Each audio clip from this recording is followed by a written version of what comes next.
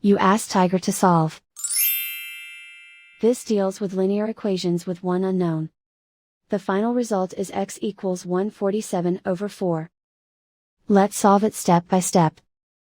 Simplify the expression. Group the coefficients.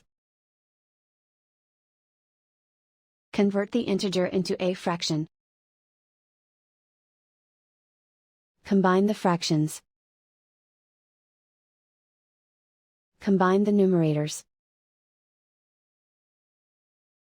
Group all constants on the right side of the equation. Add 21 to both sides. Simplify the arithmetic.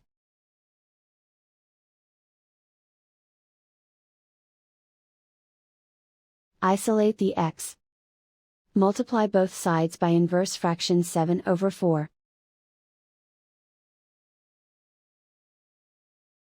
Group like terms. Multiply the coefficients. Simplify the fraction.